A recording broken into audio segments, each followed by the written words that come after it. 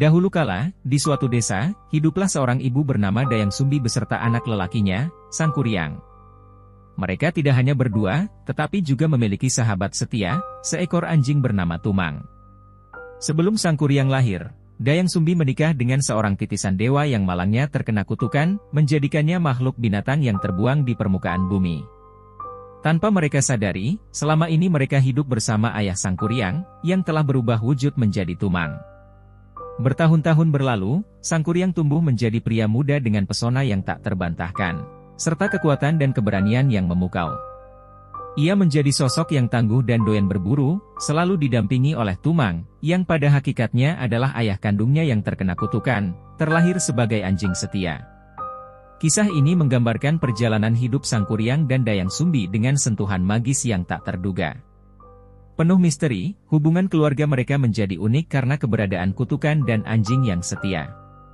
Sangkuriang, dengan segala pesona dan keberaniannya, melanjutkan hidupnya dengan Tumang, sang ayah yang mengorbankan kehidupannya demi cinta. Suatu hari, Dayang Sumbi meminta Sangkuriang untuk memburu kijang demi keinginannya mengonsumsi hati hewan tersebut. Tanpa ragu, Sangkuriang bersama sahabat setianya, Tumang, memulai perjalanan mereka ke hutan untuk mencari mangsa. Di tengah perburuan, Sangkuriang berhasil menemukan kijang yang sedang tenang merumput di balik semak belukar.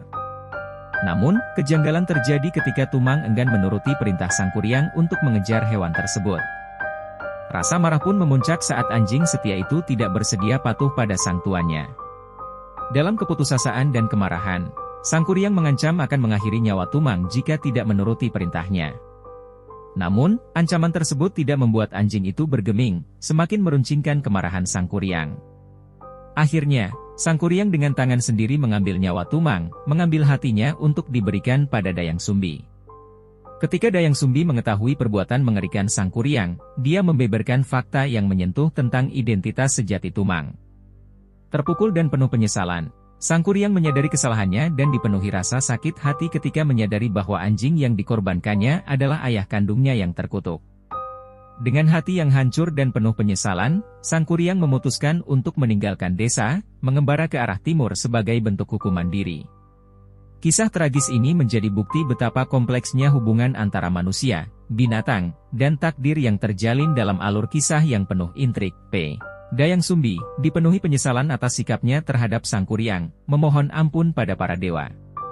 Mendengar doanya, para dewa mengabulkan dengan memberikan kepadanya kecantikan yang abadi. Sementara itu, Sangkuriang tumbuh menjadi pria dewasa yang tampan, memikat hati banyak wanita. Setelah mengembara tanpa arah, ia akhirnya memutuskan untuk kembali ke kampung halamannya. Saat berhenti di sebuah pondok untuk meminta air minum, Sangkuriang terpesona oleh kecantikan Dayang Sumbi tanpa menyadari bahwa wanita itu adalah ibunya sendiri. Dayang Sumbi juga tak menyadari bahwa pria gagah di hadapannya adalah anak kandungnya. Terpesona satu sama lain, mereka merencanakan pernikahan.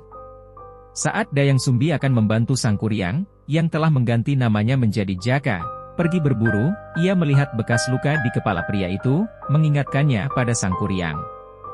Meskipun Dayang Sumbi berusaha memberitahu Jaka tentang hubungan darah mereka, keinginan Sangkuriang untuk menikah membutakannya terhadap fakta tersebut. Meskipun Dayang Sumbi akhirnya memberikan syarat sulit untuk menggagalkan pernikahan mereka, Sangkuriang dengan tekad kuat menyetujui. Dayang Sumbi menantang Sangkuriang untuk membangun bendungan di Sungai Citarum dan perahu besar dalam waktu sebelum matahari terbit. Sangkuriang, tidak gentar, setuju dengan syarat tersebut dan mulai bekerja bersama makhluk halus untuk mengejar waktu. Ketegangan melanda Dayang Sumbi ketika dia menyadari bahwa semua permintaannya pada Sangkuriang akan terpenuhi sebelum fajar menyingsing. Dalam keputusasaannya, Dayang Sumbi memutuskan untuk mencari pertolongan dari para dewa agar dapat menggagalkan rencana Sangkuriang.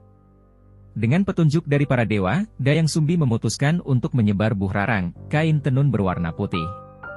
Ia kemudian berkeliling, memaksa ayam jantan untuk tidak berkokok meskipun malam belum berakhir.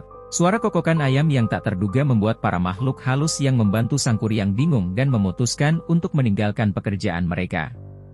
Akibatnya, proyek Sangkuriang terbengkalai, dan rasa amarah pun memuncak di dalam dirinya.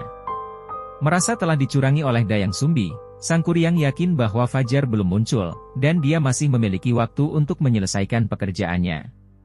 Dalam kemarahannya, Sangkuriang menjebol bendungan di Sanghyang Tikoro, mengarahkan arus sungai Citarum ke arah timur, dan menciptakan Gunung Manglayang.